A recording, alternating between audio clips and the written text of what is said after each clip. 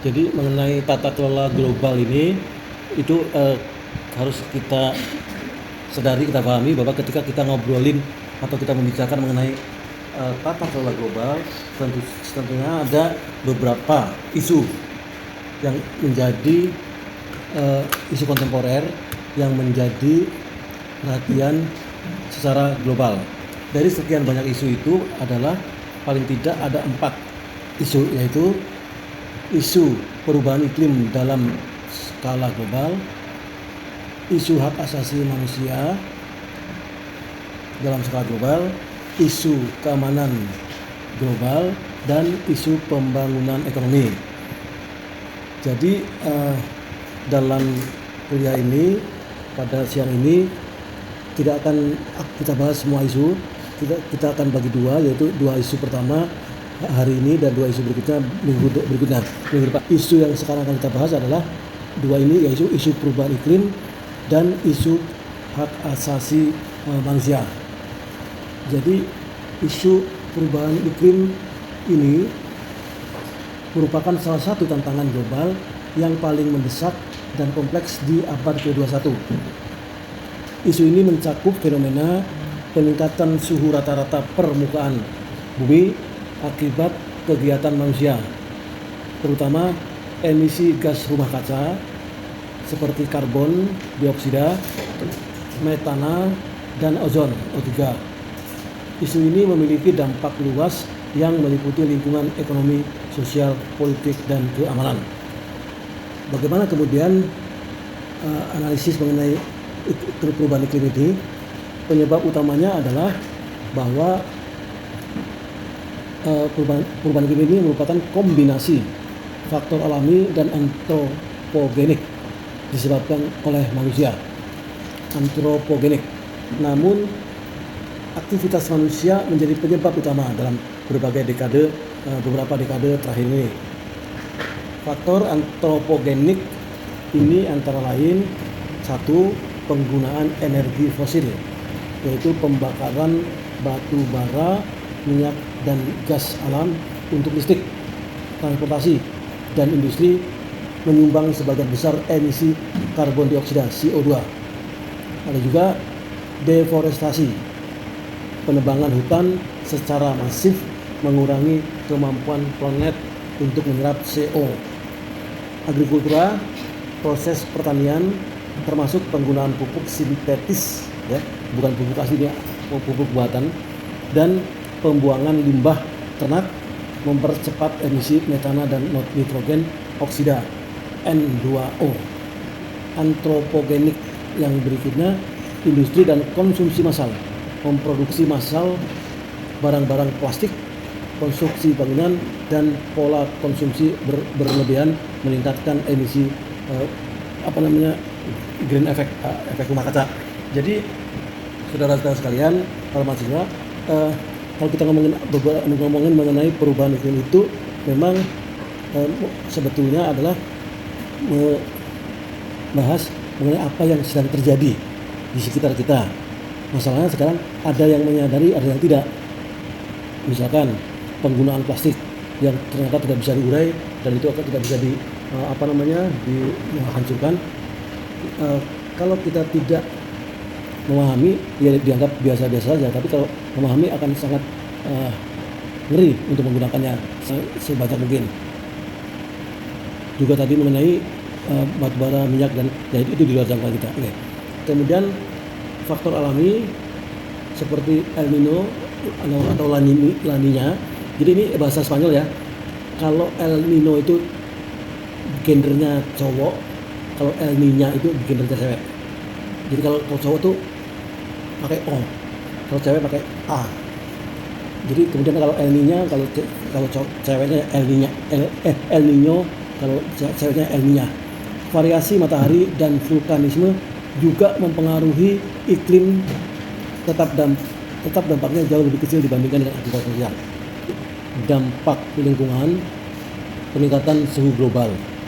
Jadi rata-rata suhu bumi telah naik sekitar 1,1 derajat Celcius sejak awal abad ke-20 dengan laju pemanasan yang semakin cepat. Jadi bumi ini memang semakin panas ya.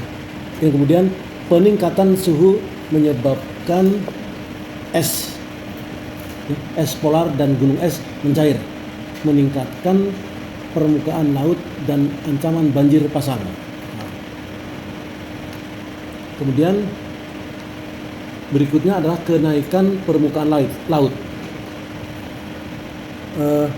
Mencairnya es di kutub utara dan selatan, itu pada utara dan selatan, serta ekspansi air laut, ekspansi itu meluas karena pemanasan menyebabkan kenaikan permukaan laut. Ya. Jadi karena es itu mencair, kemudian maka meleleh, kemudian mencair, akhirnya si es itu menjadikan air tambah banyak, kemudian meningkat meninggi. Negara-negara kepulauan seperti Maldives, Tuvalu dan Indonesia sangat rentan terhadap subduksi rendahnya air. Jadi saudara-saudara, ada beberapa negara yang sangat rentan terhadap pulau, termasuk Indonesia. Yang lain adalah yang jadi di Asia Selatan. Jadi global dan mengaku diri sebagai negara dan negara lainnya itu banyak sekali problemnya itu rendah ya.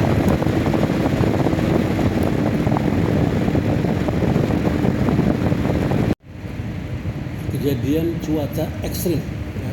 Jadi cuaca ekstrim, jadi frekuensi dan intensitas bencana alam seperti banjir, kekeringan, angin puting beliung dan badai tropis meningkat. Ya, itu namanya bencana ya, bencana dia di luar kendali kita, di luar kemampuan kita. Contoh drought atau kekeringan parah Afrika Tengah, banjir bandang di Asia Tenggara, dan kebakaran hutan di Australia dan Amazon. Jadi misalkan apa namanya tadi di Australia kebakaran hutan. Jadi kalau Anda lihat mengenai negara ataupun benua Australia itu besarnya bukan main. Bahkan kalau nggak salah size besarnya itu sekitar 4 ya, hampir 4 atau 5 kali Jawa Australia itu. Jadi besar banget benua itu kalau jadi satu. Tetapi penduduknya itu hanya sekitar 1/5 atau 1/4-nya. Nah, kenapa? Karena Australia itu hanya penduduk itu hanya tinggal di daerah-daerah semacam pantai. Jadi yang tengah ini itulah namanya hutan, ada pasir,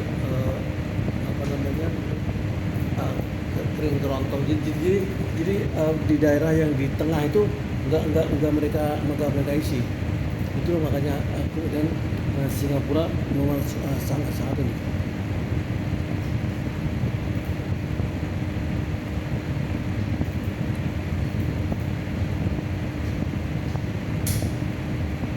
Kemudian ada juga faktor habitat dan biodiversity.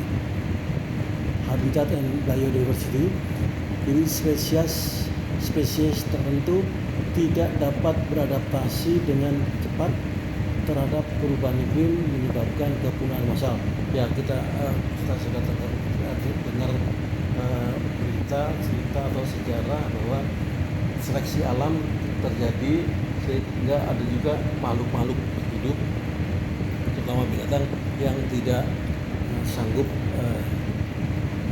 mempertahankan diri atau survive. Habitat unik seperti Arctic, Amazon, dan Great Barrier Reef ya. Great Barrier Reef ini dua kali mengalami kerusakan serius. Nah, kemudian mengenai dampak krisis krisis migrasi, dan konflik. Kekeringan, kelaparan, dan kerusakan infrastruktur akibat cuaca ekstrim mendorong migrasi internal dan lintas negara.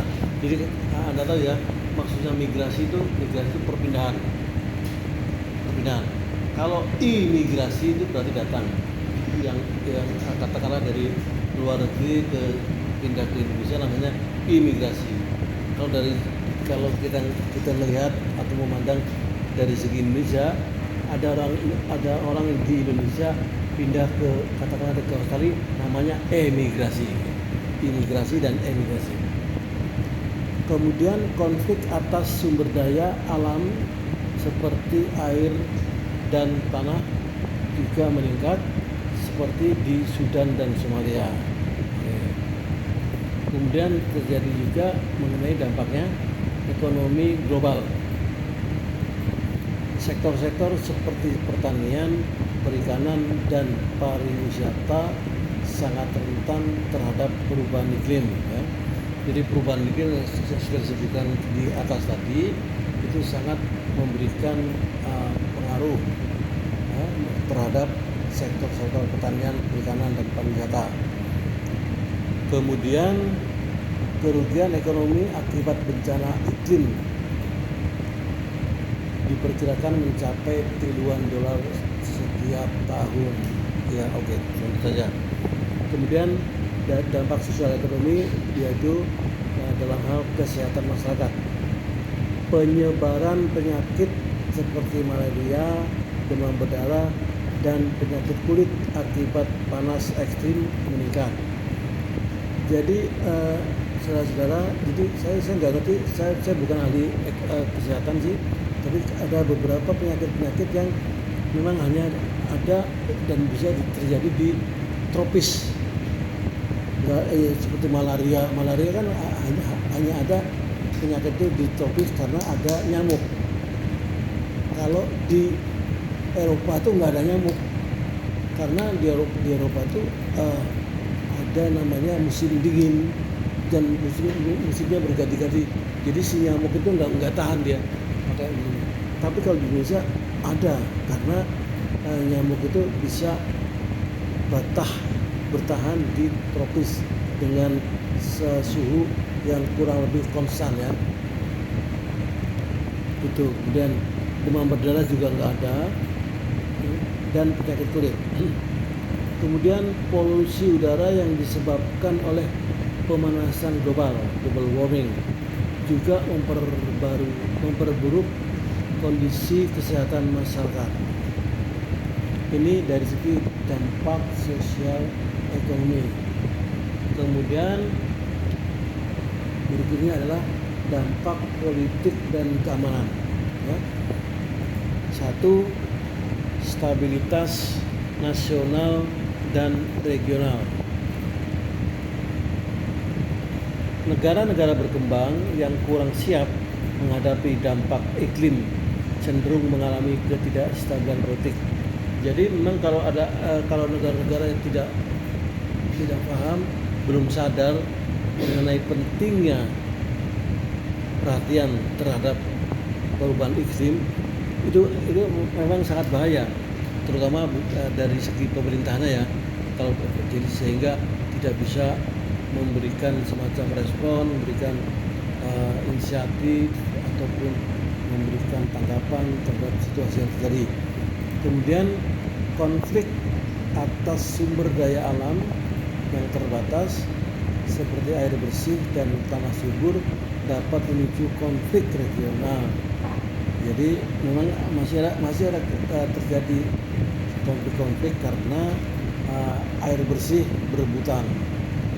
Padahal dengan teknologi baru kita bisa bikin air bersih sendiri, pompa sendiri, tidak harus berebutan seperti itu. Kemudian berikutnya adalah keamanan global. Krisis migrasi, perpindahan masif kolektif bersamaan dapat memicu ketegangan antar negara dan ancaman terhadap keamanan nasional. Jadi kalau kita ngomongin migrasi itu biasanya kita ngomongin negara antar negara, warga negara pindah ke negara lain. Kemudian ancaman terhadap infrastruktur vital seperti pelabuhan, jalan raya, dan sistem energi membuat negara-negara rentan terhadap risiko geopolitik.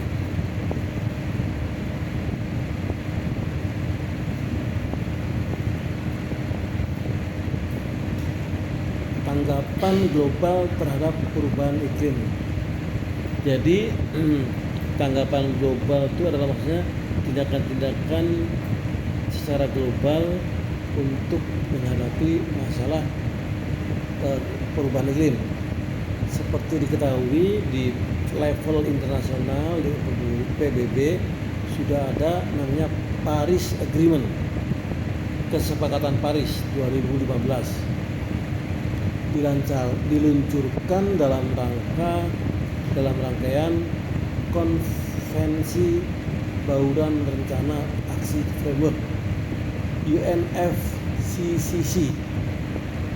Kesepakatan Paris bertujuan menjaga kenaikan suhu global di bawah 2 derajat. Yang tadi kan udah sekitar 1,1 ya, ini di bawah 2 derajat. Atau lebih idealnya di bawah 1,5 derajat Celcius dibandingkan dengan tingkat pra-industri. Lebih dari 190 negara telah menandatangani kesepakatan ini, meskipun beberapa negara belum sepenuhnya memahami komitmennya. Jadi kalau masalah komitmen masing-masing negara memang kita bisa pahami, karena masing-masing negara kan punya keterbatasan, punya sumber daya, juga punya biaya yang tidak sama. Kemudian Conference on the Parties, konferensi COP. Setiap tahun negara-negara anggota UNFCCC mengadakan COP untuk membahas langkah-langkah konkret dalam mengatasi perubahan iklim. COP tahun 2021 di Glasgow itu di Inggris, fokus pada implementasi kesepakatan Paris, transisi energi bersih, dan dukungan finansial bagi negara-negara berkembang.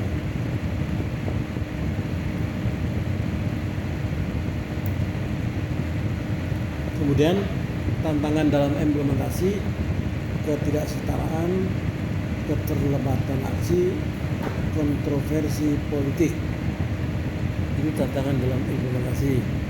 Sementara untuk inisiatif regional dan nasional adalah di Eropa telah mengumumkan target net zero emission. Nah, jadi emisi nol bersih pada tahun 2050 melalui European Green Deal.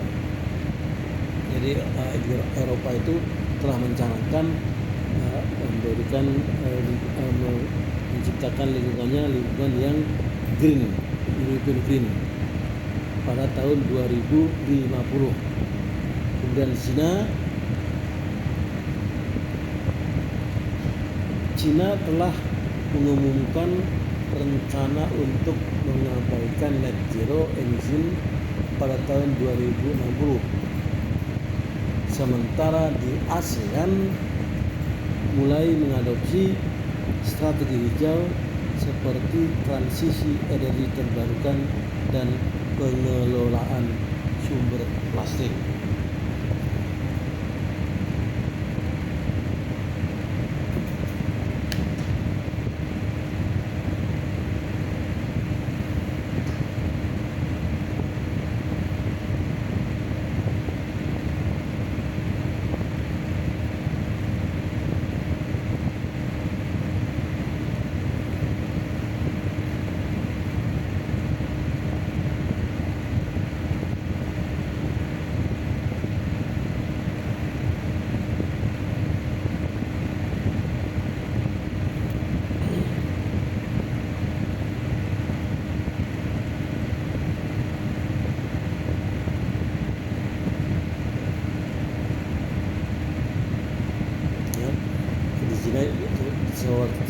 di negara ASEAN mengadopsi strategi hijau seperti transisi energi terbarukan dan pengelolaan sampah plastik. Solusi dan langkah strategis, misalnya langkah mitigasi, mengurangi emisi, transisi menuju energi bersih, mengurangi ketergantungan pada energi fosil dan beralih ke energi terbarukan renewable energy seperti surya, angin, dan hidrogen hijau. Pengembangan teknologi carbon capture and storage CCS untuk mengurangi emisi dan industri. Kemudian reforestation dan restorasi ekosistem, memulihkan hutan-hutan tropis dan mangrove untuk meningkatkan kemampuan penyerapan karbon. Anda tahu mangrove ya?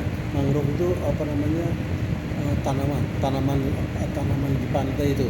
Tanaman itu bagus untuk menahan kekisan pantai. Kemudian melindungi ekosistem paling penting seperti hutan hujan Amazon dan hutan hujan tropis lainnya. Pengembangan teknologi hijau yaitu inovasi dalam mobil listrik, transportasi ramah lingkungan, dan efisiensi energi. Langkah adaptasinya menyesuaikan penyesuaian diri. 1. Peningkatan infrastruktur tangguh, pengembangan pertanian tanah iklim, penyediaan asuransi dan bantuan finansial. Nanti bisa Anda baca lagi lebih dalam. Harapan dan tantangan masa depan. Harapannya adalah teknologi baru. Jadi kemajuan teknologi seperti AI, IoT, dan Big Data dapat membantu memantau dan mengelola dampak iklim secara lebih efektif. Solidaritas global, upaya kolaboratif antara negara maju dan berkembang dapat mempercepat transisi hijau dan mitigasi dampak iklim. Juga yang gerakan masyarakat adalah aktivisme generasi muda dan organisasi sipil semakin mendorong pemimpin dunia bertindak lebih cepat. Kemudian itu tadi harapannya. Kemudian mengenai tantangannya adalah ketidaksetaraan global, rivalitas geopolitik. Realitas geopolitik adalah persaingan antara AS, China, dan negara-negara lain dapat menghambat. Ya, artinya geopolitik ya. Geopolitik itu geo itu kan lokasi ya, lokasi penduduk, lokasi bumi kan dengan unsur politiknya. Gara-gara ada geopolitik ini kemudian terjadi persaingan antara AS, China, dan negara lain. Kemudian apakah kesimpulan? Ini kesimpulan dari perubahan iklim ya. Jadi kesimpulannya adalah perubahan iklim merupakan ancaman global, membutuhkan tanggapan kolektif, tanggapan bersama dan segera dari semua negara. Dampaknya mencakup lingkungan, ekonomi, sosial, dan keamanan, sehingga solusi haruslah holistik, harus menyeluruh dan inklusif. Meskipun ada harapan dari inovasi teknologi dan solidaritas global, tantangan yang dihadapi masih sangat signifikan. Untuk mengatasi isu ini diperlukan komitmen kuat dari semua pihak, negara, korporasi, perusahaan, dan individu untuk bekerja sama dalam menciptakan masa depan yang indah, berkelanjutan, dan adil. Ya, itu kesimpulan pertama. Kemudian perlu diingat juga bahwa perubahan iklim ini merupakan ancaman global. Ya, ini sama aja. Baik, itu tadi mengenai isu mengenai iklim, perubahan iklim.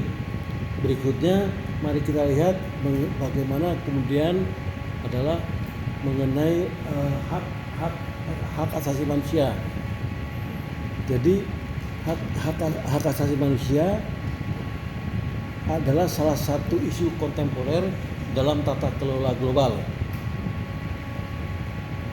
Hak asasi manusia atau HAM adalah prinsip universal yang mencakup hak-hak dasar yang dimiliki setiap individu, terlepas dari negara asal, suku, agama, atau status sosial. Isu ini menjadi salah satu fokus utama dalam tata kelola global karena pentingnya menjaga keadilan, kesejahteraan, dan kebebasan manusia di seluruh dunia. Namun pelaksanaannya seringkali dipengaruhi oleh dinamika politik, budaya, ekonomi, dan hukum internasional.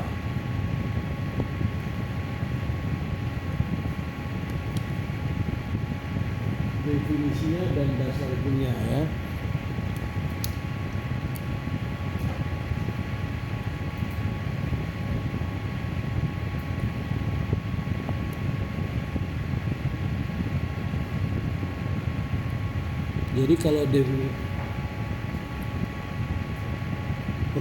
Jadi kalau mengenai HAM ini definisinya adalah bahwa HAM mencakup dua kategori utama: hak-hak sivitas, hak politik dan sosial, ya, termasuk hak dan untuk berbicara bebas, berorganisasi, memilih kepemimpin, mendapatkan pendidikan, dan akses layanan kesehatan. Itu merupakan hak dasar. Hak-hak naturalis itu hak-hak dasar yang sivitas. Sekarang hak-hak naturalis, hak-hak kemanusiaan, termasuk hak atas hidup, kebebasan, keselamatan, dan perlindungan dari torture, penyiksaan, diskriminasi, dan penghapusan paksa. Kemudian adapun dasar hukumnya secara internasional adalah bahwa kita sudah punya namanya UN Declaration of Human Rights, deklarasi PBB mengenai hak asasi manusia tahun 48. Deklarasi ini merupakan tonggak ya, beberapa konvensi penting termasuk di samping UNHCR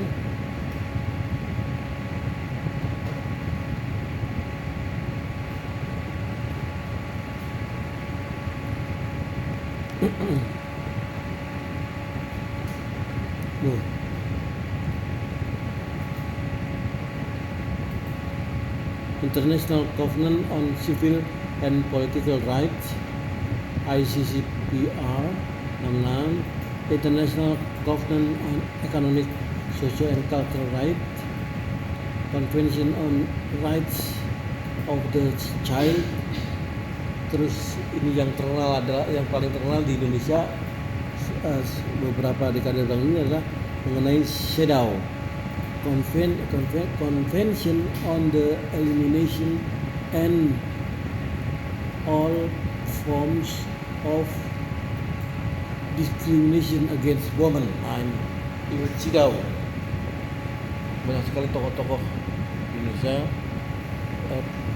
wanita yang ikut terlibat dalam kegiatan di Cidau. Juga yang terakhir adalah Perserikatan Bangsa-Bangsa. Kemudian dinamika globalnya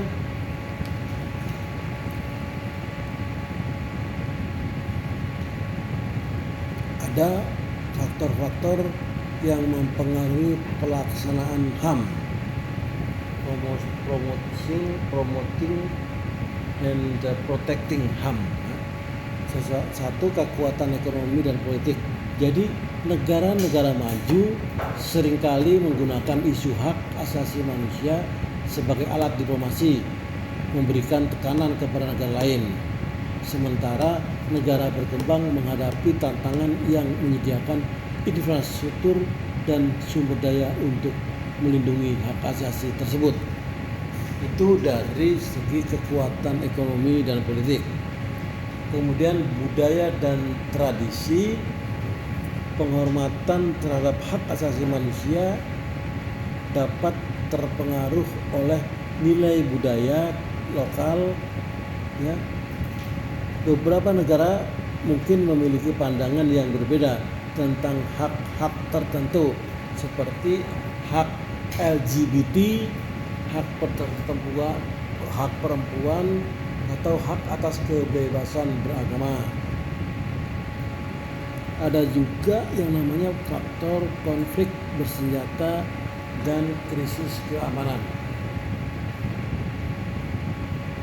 Jadi baik internal maupun antar negara, konflik bersenjata seringkali menyebabkan pelanggaran besar-besaran terhadap hak asasi manusia, termasuk pembantaian sipil, pengungsi, dan peperangan terhadap para sipil.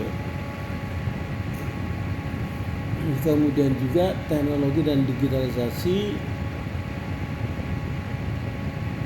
Teknologi dan digitalisasi membuka peluang baru untuk melindungi hak asasi manusia, seperti aktivisme online dan kampanye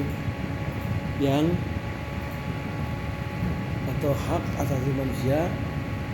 Namun teknologi juga menciptakan tantangan baru seperti sensor internet, pemantauan pemerintah terhadap warganya, dan ancaman privasi.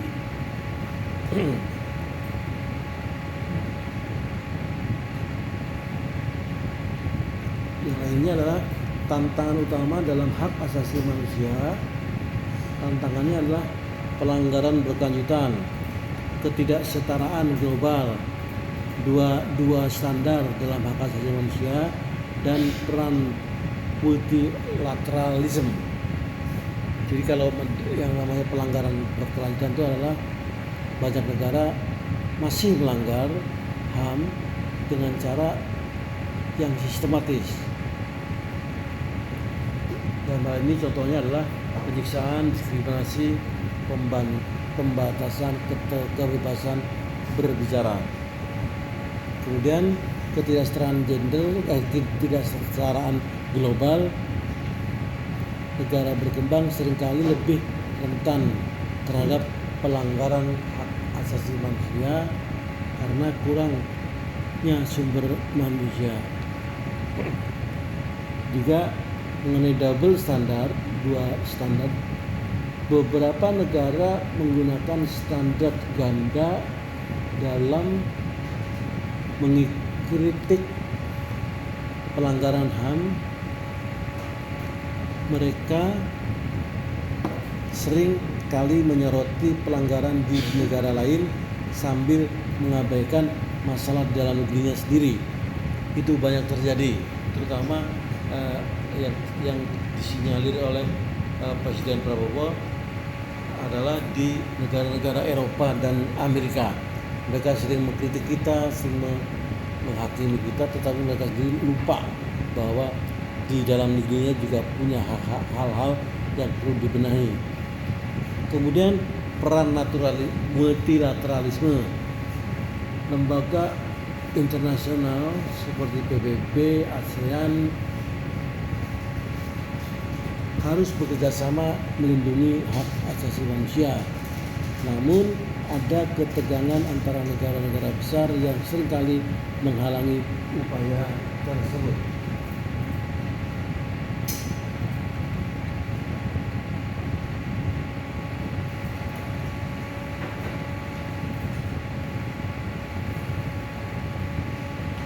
Jadi ini kemudian solusinya dan langkah strateginya adalah strengthening international institutions, advocacy and awareness campaign, transparency and accountability, dan regional cooperation, kerjasama regional.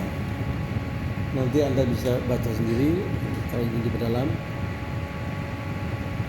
Kemudian harapan dan tantangan masa depan adalah harapannya ada solidaritas global yang lebih meningkat, kemudian juga aktivisme sosial, kegiatan dari warga dari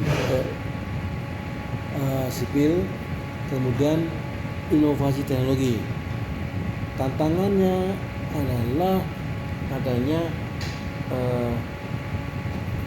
rivalitas geopolitik,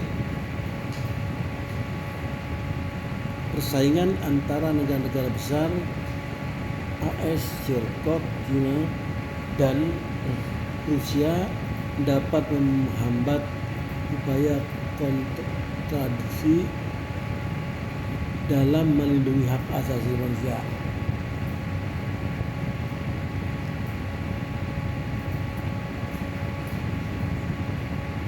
Jadi kalau kita bicara mengenai hak asasi manusia ini, maka bisa dipastikan, bisa disimpulkan bahwa dalam skala global HAM mencerminkan kompleks hubungan antar negara serta dinamika politik, ekonomi, dan budaya di era modern. Meskipun HAM diakui sebagai prinsip universal, pelaksanaannya masih dihadapkan pada tantangan-tantangan yang signifikan, termasuk ketidaksetaraan global, rivalitas geopolitik, dan pelanggaran. Jadi masalah perbedaan pendapat itu mengenai HAM ini terus berlanjut karena adanya perbedaan cara pandang baik itu tradisi maupun faktor lain. Misalnya saat itu di Indonesia kalau nggak salah tahun 85 atau 86 ya, saya masih kuliah saat itu. Kalau kita bicara masalah sejarah, Presiden Soeharto mengumumkan adanya Petrus, penembak misterius ya. Jadi semua gali-gali orang-orang penjahat dihabisin sama dia.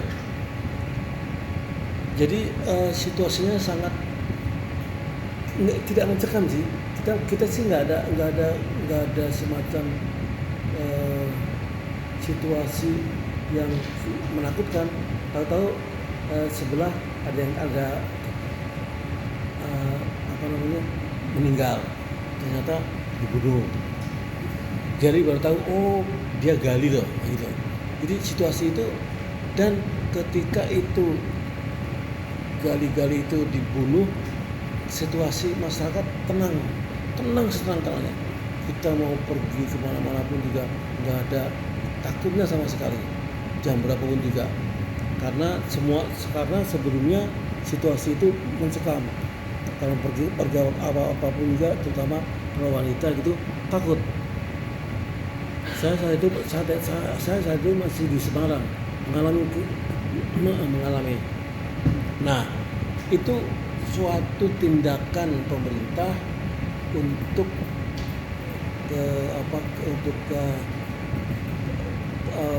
tujuannya adalah untuk mensejahterakan rakyat, untuk kepentingan rakyat, tetapi dari salah sudut pandang orang lain, terutama sudut pandang orang-orang barat, itu HAM, karena tidak boleh seenaknya nyawa itu dibunuh. Nah, tapi dia nggak tahu bahwa orang-orang itu sudah membunuh nyawa banyak orang itu. Nah, itu salah satu contohnya adalah bahwa situasi seperti itu mengakibatkan terjadinya pandangan. Jadi apa ya? Situ perbedaan pandangan ini terus berlanjut. Sementara itu di lain pihak terjadi juga transparansi, keterbukaan informasi, sehingga tidak ada kejadian satupun yang tidak bisa dilihat secara transparan oleh dunia lain. Nah, misalnya adalah bahwa ada satu situasi di mana di Indonesia itu terutama di Kalimantan, tapi saya masih ingat ada kejadian kelaparan sehingga satu keluarga tidak bisa makan dan sebagainya lah. Kemudian saya kan tidak bisa memonitor semua berita di Indonesia yang sedemikian coverage-nya kan sedemikian luas ya. Kemudian saya ditanya oleh teman dari Denmark, apa yang terjadi dengan negara? Mesti tahu itu di Kalimantan ada yang meninggal karena tidak bisa makan. Nah, ini contohnya adalah bahwa tidak ada sekarang itu informasi yang bisa dihitung dengan informasi itu. Saya tidak bisa lihat, kemudian yang paling penting adalah bukan kita tidak boleh mengulas, karena informasinya adalah fakta. Mengulas itu nggak bisa dalam informasi, karena itu adalah fakta, sehingga yang kita tujuan hari ini bagaimana kita memberikan alasan argumen mengapa situasi ini terjadi. Kemudian dengan argumen itulah kita harus meyakinkan bahwa karena semua tindakan yang kita lakukan itu ada di belakang ini beralasan. Nah, syukur-syukur misalkan dari argumen itu malah kita bisa if you concern very much on the situation, why not the country give us assistance or help or give me siapa tahu kita bisa bantu kita tuh untuk program pemanasan pementasan dunia gitu. Nah, dengan cara-cara seperti itu maka kemudian yang namanya diplomasi itu terjadi, sehingga kita tidak perlu berdebat masalah hal yang tidak substansinya.